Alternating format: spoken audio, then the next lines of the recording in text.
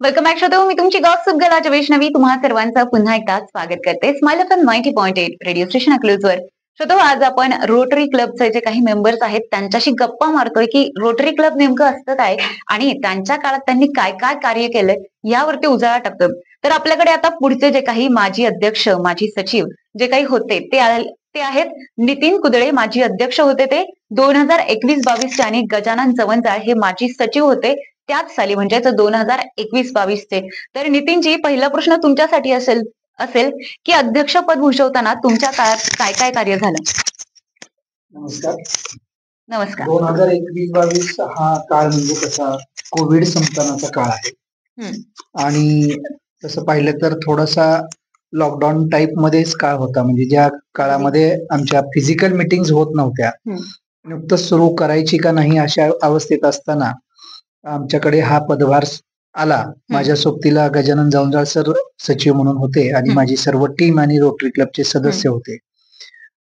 खरं पाहिलं तर त्यावेळेस त्या कोविडच्या मागच्या 2 वर्षाच्या काळामध्ये जे काम रोटरी क्लबच्या मार्फत झालं होतं आणि समाजातील विविध स्तरावरती डॉक्टर्स असतील, आरोग्य सेवा देणाऱ्या वेगवेगळ्या संस्था असतील, म्हणजे ज्यामध्ये लॅबोरेटरीज असतील किंवा स्कॅन सेंटर असतील, अगदी अँब्युलन्स पासून सर्व असतील, या सर्वांचा आम्ही सुरुवातीलाच वर्षाच्या सुरुवातीलाच खरं तर 1 जुलैला चार्ज घेत असताना जवळपास 1000 अशा सर्व डॉक्टर्स, नर्सेस, बॉयज असतील, अँब्युलन्सचे ड्रायव्हर पासून अगदी लॅबोरेटरी मधले स्वॅब घेणारे मुलं असतील आणि स्कॅन सेंटर मधले असतील, की ज्यांचं ज्यांचं योगदान त्या कोविडच्या काळामध्ये झालेलं होतं, त्यांचा आम्ही या वर्षाच्या सुरुवातीलाच सन्मान करू शकलो. याचा एक आम्हाला आनंद होता आणि त्यांच्या चेहऱ्यावरचं खरं पाहिलं तर अगदी साफसफाई करणारे जे कर्मचारी असतात हॉस्पिटल मधले, त्यांनी विशेष करून आम्हाला आमचं कौतुक केलं रोटरी क्लबचं, की बाबा आमच्याकडे कधी कुणी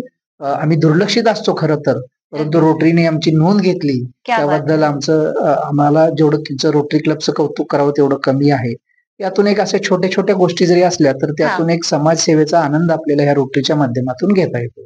अगदी, तर खूप महत्वाचं जसं की जे काही साफसफाई कर्मचारी, मग ते हॉस्पिटल मधलेच नाही, प्रत्येक ठिकाणी म्हणजे तुम्ही कोणत्याही कार्यालयात जा, कुठल्याही ऑफिसमध्ये जा, कुठल्याही शाळेत जा, तो वर्ग ना नेहमी दुर्लक्षित असतो आणि मला खूप छान वाटलं की तुम्ही त्या वर्गाला दुर्लक्षित न करता त्यांचा योग्य तो सन्मान केला आणि मला वाटतं प्रत्येकाने हा सन्मान करायलाच पाहिजे. तर धन्यवाद. गजाननजी, पुढचा प्रश्न तुमच्यासाठी असेल. तुमचा काय एक्सपिरियन्स होता त्या वर्षातला? त्या वर्षातला खरं तर ह्या सर्व टीमच्या सहकार्याने, अध्यक्षांच्या मार्गदर्शनाने काम करताना अतिशय मोठा अनुभव आला. जवळपास आम्ही त्या वर्षभरामध्ये रोटरीच्या 40 वर्षाचे इतिहास, म्हणजे त्यावेळेस 40 वर्षाचा कालखंड होता. त्या 40 वर्षाच्या इतिहासात प्रथम जवळपास आम्ही 2 दिवसाला एक सरासरी ह्या पद्धतीनं 175 प्रोजेक्ट हे साधारण रोटरीचे जे काही 7 अव्हेन्यू होते, त्या 7 अव्हेन्यू मध्ये आम्ही तो काम करण्याचा प्रयत्न केला, की जसं रोटरीचं जे काम आहे जगभरामध्ये चालतं, पर्यावरण, जागतिक शांतता, जल व्यवस्थापन, वैद्यकीय क्षेत्र, शैक्षणिक क्षेत्र, युवा व्यवस्थापन, महिला मुली सक्षमीकरण, ह्यामध्ये जास्तीत जास्त वंचितांपर्यंत पोहोचून त्यांना त्या गरजा पूर्ण करण्याचा आम्ही प्रयत्न केला. एक मोठं अभिमानाची गोष्ट मला वाटते. क्या बात है. नितीनजी, तुमच्यासाठी पुढचा प्रश्न असेल की तुमच्या काळामध्ये अशी कोणती गोष्ट घडलीये की ती तुम्हाला काहीतरी देऊन गेलेली आहे, म्हणजे आयुष्यात आपल्याला एक टर्निंग पॉइंट म्हणतो आपण, तसं काही झालंय का तुमच्या कार्यकालात? तसे तर अनेक गोष्टी आहेत, परंतु मला इथं आवर्जून उल्लेख करावा लागेल अशी गोष्ट म्हणजे रोटरी क्लब अकलूज मार्फत त्या वर्षामध्ये जयपूर फूडचा कॅम्प राबवला होता. रत्ननिधी चॅरिटेबल ट्रस्ट मुंबई आणि यांच्या माध्यमातून रोटरी क्लब अकलूजने या ठिकाणी तो कॅम्प राबवला आणि त्याच्यामध्ये साधारणपणे 250 लोकांची मोजमाप घेण्यासाठी उपस्थिती होती. त्यामधून 175 लोकांची त्यामध्ये मोजमाप घेतली गेली. उर्वरित लोकांची घेतली नाही, म्हणजे काही लोकांच्या जखमा ओल्या होत्या वगैरे, अशा काही टेक्निकल कारणामुळे झाल्या नाही. आणि मागचा 2 वर्षाचा काळ कोविडचा असल्या कारणाने त्या 2 वर्षामध्ये कुठेच कॅम्प झालेले नव्हते आणि विशेष प्रयत्न असे रोटरी मेंबर्स मार्फत ही झाले की फलटण, आपल्या माळशिरस तालुक्याच्या बाजूला असणारे सर्व तालुके म्हणजे सांगोला असेल, पंढरपूर असेल, माढा, करमाळा, इंदापूर, फलटण इकडे मसवड मान तालुका असेल, ह्या हा. सर्व ठिकाणी रोटरी मेंबर्सनी छोटे छोटे बॅनर स्पॉन्सर केले स्वतःहून. क्या बात. आणि आम्ही त्या ठिकाणी मेंबर्सनी स्वतः जाऊन त्या ठिकाणी लावले आणि ह्या आपल्या दिव्यांग बांधवांपर्यंत हा मेसेज पोहोचवला की अकलूज क्लबनी या ठिकाणी जयपूर फूडचा कॅम्प राबवलेला आहे. क्या तर बात. त्या कॅम्पमध्ये सांगोला तालुक्यातील घेरडी या ठिकाणचा एक व्यक्ती होता की ज्याचा ऍक्सिडेंट मध्ये पाय गेलेला होता आणि 6 महिने 8 महिने झालेले असावे. त्याला ही माहिती मिळाली अशाच बॅनर आणि ह्याच्या माध्यमातून. ज्या दिवशी त्याला पाय बसवला आणि त्या दिवशी त्याच्या डोळ्यातून अश्रू आले आणि त्यांनी आपल्या फेसबुक, आपल्या रोटरी क्लब अकलूजच्या फेसबुकला तो व्हिडिओ पण आहे, आपण बघू शकता. तर त्यांनी अक्षरशः आनंदाश्रू आले आणि तो रडत सांगत होता की मी माझ्या जीवनातली आशा सोडून दिली होती की मला कधी चालता येईल आणि मला हा पाय, कृत्रिम पाय वगैरे असा काही बसवता येईल. त्याचे आनंदाश्रू बघून मला आजही अंगावर शहारे येतात की आपण काहीतरी समाजासाठी किंवा अशा व्यक्तींसाठी करू शकलो आणि हे केवळ रोटरीच्या माध्यमातून करू शकलो, याचा एक आनंद आणि समाधान आहे. अगदीच बरोबर. म्हणजे आपण कुणाला तरी काहीतरी देऊ शकतोय. म्हणजे या जन्माला येऊन आपण कोणासाठीच काहीच करू शकलो नाही, त्याच्यापेक्षा जास्त शोकांतिका असूच शकत नाही. आणि मला वाटतंय की आपलं रोटरी क्लब हे सगळ्यात महत्वाचं काम करतंय की अशा लोकांपर्यंत पोहोचतंय. ते देखील पदराचा खर्च करून म्हणजे स्वकमाईचा खर्च करून त्या लोकांपर्यंत पोहोचतंय, जेणेकरून तळागाळातील लोकांना अशा गोष्टींबद्दल माहिती मिळेल. आणि जसं की तुम्ही उदाहरण दिलं की त्यांनी सांगितलं एक्सपिरियन्स की मी आशा सोडून दिली होती की मला असं कृत्रिम पाय बसेल आणि मी चालेल वगैरे. खूप छान एक्सपिरियन्स होता तुमचा सर. थँक्यू सो मच हा एक्सपिरियन्स शेअर केल्याबद्दल. पुढचा प्रश्न गजाननजी तुम्हाला असेल की तुमचा असा काही कोणता एक्सपिरियन्स होता की तो तुम्हाला असाच खूप मेस्मराईज करून गेलाय? त्याच्यामध्ये सांगायचं झालं तर की आता जसं नितीन सरांनी आम्हाला सांगितलं हा. की जयपूर फूड कॅम्पचा, तर त्यावेळेस तो खरंच तो भावक्षण होता की अशी जी लोक होते की ज्यांना काही काहींना 2 पाय नव्हते, कुणाला 1 हात 1 पाय नव्हता, म्हणजे असे सुद्धा व्यक्ती आले होते आणि ते बऱ्यापैकी स्वावलंबी होते. म्हणजे काही स्वतःहून काही आलेले होते. तर अशांना आमचे रोटरी मेंबर आहेत त्यांनी अक्षरशः आधार देत, खांद्यावर घेत, त्यांना उचलून घेत अशा पद्धतीने ते सेवाभाव निर्माण केला आणि त्यांची ती स्वावलंबी जी जगण्याची धडपड आहे ती आम्हाला सगळ्यांना खरंच भावूक गेली. आणि असं हे काम करताना खरं तर दुर्दैवानं अशा वेळ त्यांच्यावर येऊ नये. पण काही आपण अपघातानं ही दुर्दैवी वेळ येते, पण त्यांचं स्वावलंबीपणा बनण्यामध्ये कुठेतरी आमचा हातभार लागतो हे आम्हाला आनंददायी ठरलं. दुसरी गोष्ट सांगायची झाली तर त्यावेळेस हा जो कोविड काळ होता आणि त्यामध्ये रक्ताचा खूप तुटवडा होता अगदीच. आणि तो तुटवडा भरून काढण्यासाठी रोटरी क्लबनं जास्तीत जास्त आवाहन करून त्यामध्ये अधिकाधिक दात्यांच्या माध्यमातून रक्त संकलित करून ते गरजूंपर्यंत पोहोचवण्याचं जे काम केलं ते अतिशय ते एक संस्मरणीय असं ठरलं. क्या बात है. आणि तसंच आपलं त्यावेळेस हा जो जागतिक शांतता जो होता त्याच्या आधारावर आम्ही सहकार महर्षी इंजिनिअरिंग कॉलेज तिथं मुना model United nation assembly modern United nation assembly हा एक आम्ही कार्यक्रम घेतला होता की ज्याच्यामध्ये 5 देशांचं प्रातिनिधिक स्वरूपामध्ये व्यक्ती म्हणजे तिथले जे विद्यार्थी आहेत त्यांनी ते 5 देशांचं प्रतिनिधित्व केलं होतं आणि त्या माध्यमातून की देशामध्ये कशी शांतता लाभावी मग त्या देशाने त्यांची प्रत्येक त्या देशांचं इराण असेल, अमेरिका असेल, चीन असेल, भारत असेल, ह्या देशांनी ती शांतता राखण्यासाठी काय उपाययोजना केल्या पाहिजेत आणि दहशतवाद मोडून काढण्यासाठी काय उपाययोजना केल्या पाहिजेत हाच प्रसंग त्यामध्ये सांगितला गेला आणि तो अतिशय संस्मरणीय असा रोटरीच्या इतिहासात ठरला. आणि आमचे जे त्यावेळेसचे जिल्हा प्राध्यापक आहेत ओमप्रकाशजी मोती पोवळे त्यांच्या मार्गदर्शनाखाली हा प्रोजेक्ट झाला. क्या बात आहे. म्हणजे आतापर्यंत जे एक्सपिरियन्स ऐकले त्यातला सगळ्यात वेगळा हा एक्सपिरियन्स मला वाटतं की जागतिक लेवलला शांतता आणि दहशतवाद यांचं जे काही समूळ नष्ट करायचंय दहशतवाद, त्याच्याबद्दल जे काही कार्य झालंय ते खूप कमालीचं होतं. नितीनजी, तुम्हाला काय वाटतं अजून रोटरी क्लबमध्ये तुमचा एक्सपिरियन्स काय होता? रोटरी क्लबचा अध्यक्ष म्हणून काम करत असताना जसं आता जमदार सरांनी सांगितलं त्या पद्धतीने 175च्या आसपास सेवा प्रकल्पाच्या माध्यमातून आम्ही सेवा देऊ शकलो. अगदी सगळ्याच गोष्टीचा उल्लेख करणं शक्य नाही, परंतु वेगवेगळ्या म्हणजे वॉटर मॅनेजमेंट असेल, पर्यावरण असेल, पर्यावरणामध्ये खास करून वृक्षारोपण असेल की त्या काळामध्ये आम्ही भर दिला होता. तो वृक्ष वाढीची जबाबदारी जो घेणार आहे त्यांना आम्ही वृक्ष दिले आणि त्यांनी जबाबदारी घेणाऱ्यांना खास करून दिली. कारण का वृक्ष लागवड हे भरपूर होते, परंतु ते जगली जातात का झाडं. जसं की सोलापूर आकाशवाणी केंद्रालाही त्यावेळेस आम्ही 250 रोपं दिली होती. त्यावेळेस एक माझा इंटरव्ह्यू झाला होता. हा. आणि त्याच नंतर आपलं स्माइल एफएम त्याच वर्षामध्ये सुरू झालं होतं. हो. स्माइल एफएम आपल्या ह्याच्यावरती पण माझा इंटरव्ह्यू त्या काळामध्ये झालेला होता. अगदी पर्यावरणामध्ये असेल, पुन्हा न्यू जनरेशन म्हणून एक नवीन कन्सेप्ट आहे की ज्याला आपण बरं. युथ सर्व्हिस म्हणतो. म्हणजे रोटरीचं हम्म. भविष्य कुठं असेल तर ती येणारी उद्याची आमची पिढी असेल. अगदी त्या माध्यमातून कोविडच्या मर्यादेमुळे जसं आशिष गांधी माझ्या पूर्वी माझे अध्यक्ष ज्यांनी बोलले की मेक्सिको मधील विद्यार्थी इथं आले होते, तोच प्रोग्राम माझ्या काळामध्ये सुद्धा राबवला गेला, परंतु तो व्हर्च्युअली राबवला गेला. ओके. कारण का आपल्याला फिजिकली जाण्या येण्यास बंधनं होती. बरं. तर झूमच्या माध्यमातून दररोज संध्याकाळी 1.5 तास ते 2 तास आपल्या अकलूज आणि परिसरामधील 4 मुलांनी त्यामध्ये सहभाग नोंदवला होता. क्या बात. आणि मेक्सिको मधील नाही पण ब्राझील मधली 4 मुलं होती.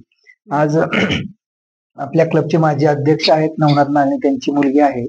तर ती आज मला प्रत्येक वेळेस भेटल्यावर म्हणते मला ब्राझीलला जायचं आहे. क्या बात. तर ह्या लोकांना आपल्या देशाचं कल्चर संस्कृती काय आहे आणि त्या ब्राझील मधली काय आहे या दोन्हीचं एक्सचेंज त्या माध्यमातून होत असतं.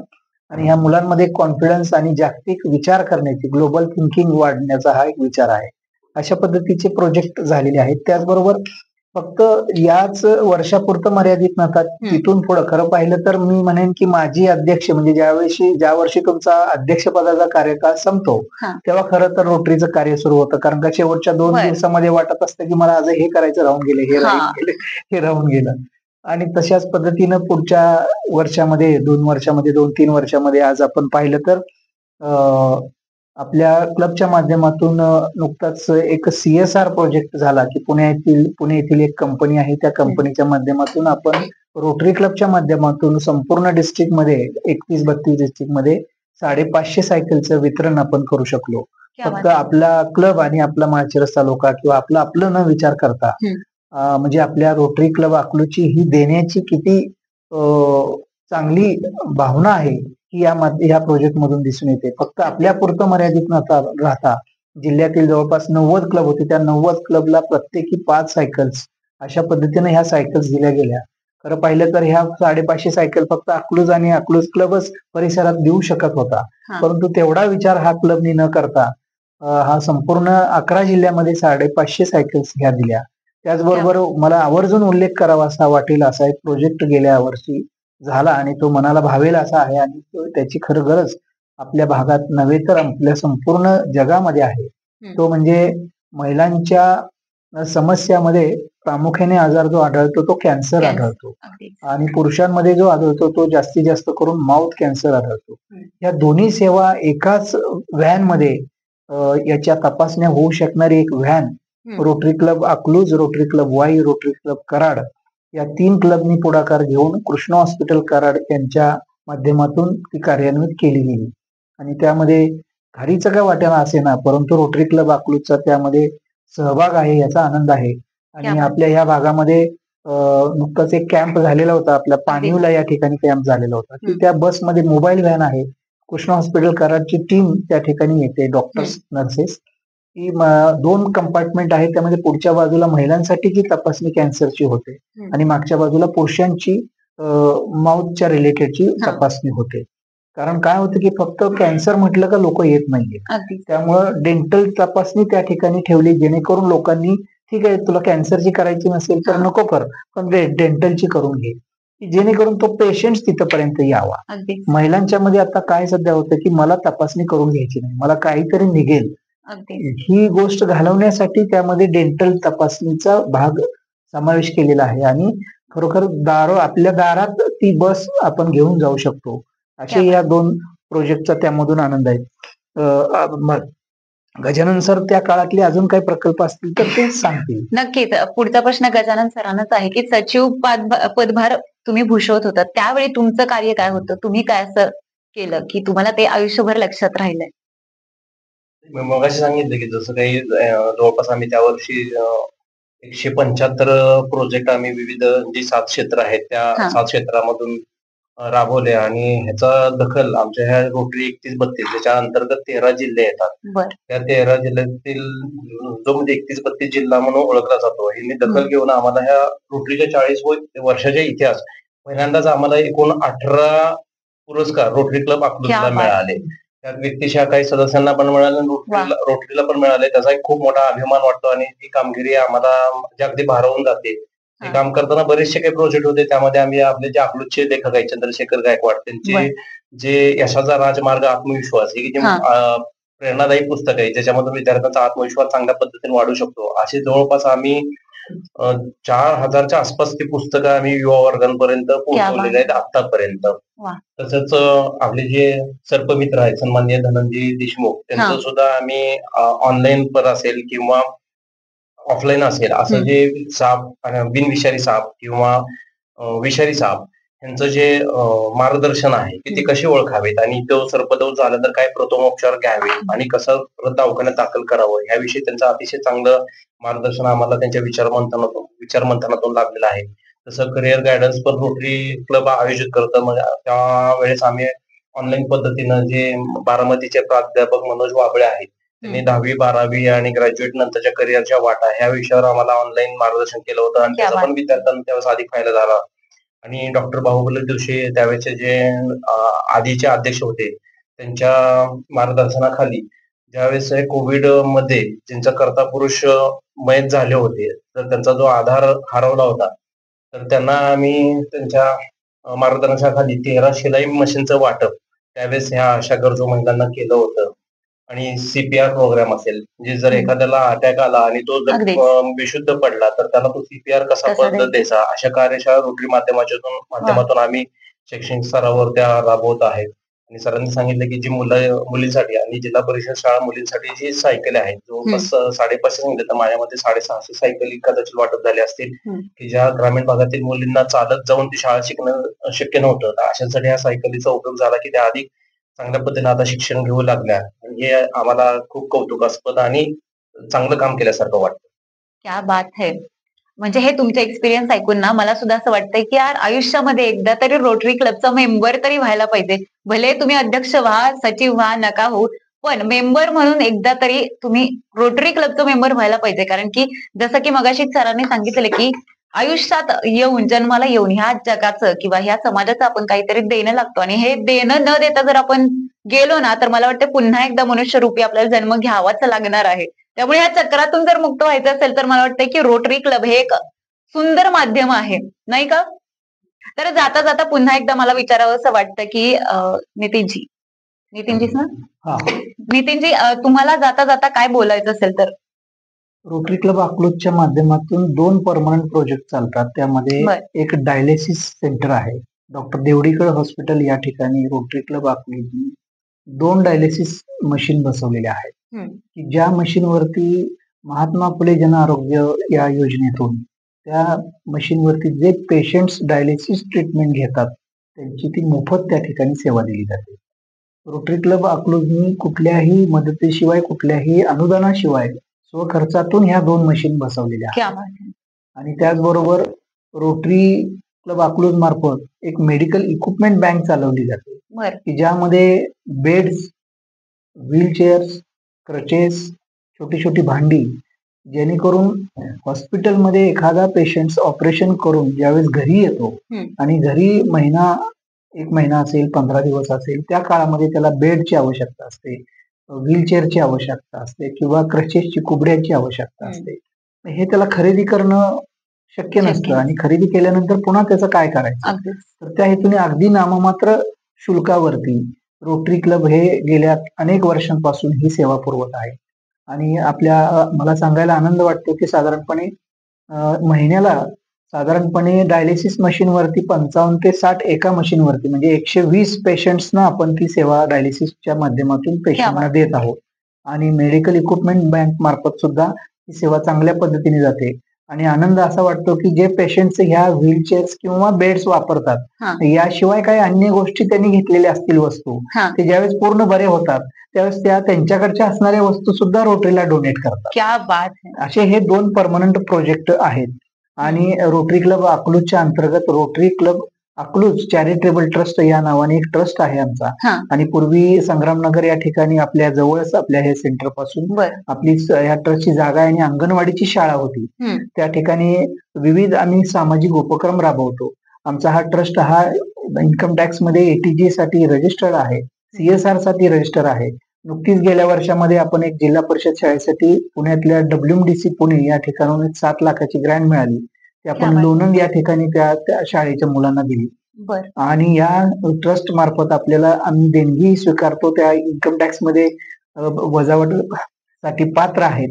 ज्यांना क्या बात कोणाला आहे. या माध्यमातून मी आवाहन करतो की अशा सामाजिक कार्यासाठी जर हातभार लावायचा असेल तर तेही आपण लावू शकता. आणि थोडंसं क्लबच्या बाहेर जाऊन सांगायचं म्हटलं तर यावर्षीचे आपले डिस्ट्रिक्ट गव्हर्नर आहेत लातूरचे रोटरियन सुधीर लातुरे म्हणून ते डिस्ट्रिक्ट गव्हर्नर 2025-26 साठी काम पाहत आहेत. बर. आणि आपला हा जो कार्यक्रम चाललेला आहे सोशल मीडिया किंवा रेडिओ असेल किंवा त्याला आम्ही रोटरीच्या भाषेमध्ये पब्लिक इमेज म्हणतो की रोटरीची जनसामान्यामध्ये रोटरी क्लब अकलूज असेल तर अकलूजच्या परिसरामध्ये रोटरी क्लब अकलूजची इमेज काय आहे लोकांच्या मनामध्ये. आणि ही कधी होते तर आपल्या माध्यमातून रेडिओच्या माध्यमातून आमचे विचार आणि रोटरी करत असलेलं कार्य हे सर्वांपर्यंत पोहोचलं जातं त्याच वेळेस. आणि आम्ही करत असलेले दैनंदिन काय प्रोजेक्ट असतील सेवा प्रकल्प असतील हे सगळ्यांच्याच निदर्शनास येतात असं नाही, परंतु रेडिओच्या माध्यमातून आपण जास्तीत जास्त लोकांपर्यंत पोहोचू शकतो. नुकताच आपल्या पंढरपूर जी आषाढी वारी झाली त्यावेळेस संत माऊली तुकाराम महाराज आणि माऊलींच्या पालखीच्या मार्गावरती रोटरी क्लब अकलूज गेल्या 2 वर्षापासून दिशादर्शक फलक लावत आहे. त्या माध्यमातूनही आमच्या रोटरीची पब्लिक इमेज होत आहे. या वर्षीचे पब्लिक इमेजचे डायरेक्टर आहेत निलेश वायकर. त्यांनी आम्हाला जास्तीत जास्त पब्लिक इमेज रोटरीची कशी चांगली होईल या दृष्टिकोनातून असे आपले सेवा प्रकल्प करावे त्यातलाच हा आमचा प्रकल्प. मी आपल्या माध्यमातून तुमच्या स्माइल एफएमला मी अनेक धन्यवाद देऊ इच्छितो की आमच्या रोटरी क्लब अकलूजला आपल्या माध्यमातून फक्त अकलूज माळशिरस तालुका नाहीये तर आपण हा केलेलं रेकॉर्डिंग किंवा युट्यूबची लिंक आपल्या ह्या 11 जिल्ह्यांमध्ये जाणार आहे आणि ह्या सगळ्या लोकांपर्यंत आपला स्माइल एफएम आणि आपला रोटरी क्लब पोहोचणार आहे. त्यासाठी मी पुन्हा एकदा धन्यवाद देतो आणि थांबतो. धन्यवाद. Thank you so much. म्हणजे कोणतंही काम केलं ना ते काम लोकांपर्यंत पोहोचायला हवं आहे, नाहीतर त्या कामाचे जे काही श्रम असेल किंवा त्या कामासाठी ज्या काही झटलेल्या व्यक्ती आहेत त्यांना ती शाबासकीची थाप मिळणं फार गरजेचं असतं. आणि मला वाटतं की हे पब्लिक इमेजच्या अंडर तुमच्या सगळ्या गोष्टी येत आहेत आणि मला वाटतं की मी याचा भाग झाले ना तर ते खूप मला भारी वाटतंय. जगात भारी फिलिंग आहे आज माझी. त्यामुळे पुन्हा एकदा तुम्हा सर्वांचं माझी आजी जे काही सभासद सचिव सदस्य जे काही आज उपस्थित झाले ज्यांनी काही आपले एक्सपिरियन्सेस स्माइल एफएमच्या माध्यमातून आपल्या प्रत्येक श्रोत्यांपर्यंत पोहोचवण्याचं काम केलेलं आहे त्याबद्दल खूप खूप धन्यवाद. परंतु इथेच आपला हा कार्यक्रम संपत नाहीये. अजून आपले एक मेंबर आहेत, एक अध्यक्ष आहेत, सध्याचे अध्यक्ष आहेत, त्यांच्याबद्दल देखील बोलणार आहोत कारण की आता नुकतंच त्यांनी पदभार स्वीकारलेला आहे. तर बघूयात ते काय म्हणतायत. तत्पूर्वी घेऊयात एक छोटीशी विश्रांती. ऐकत राहा smile FM 90.8 radio station Akluj.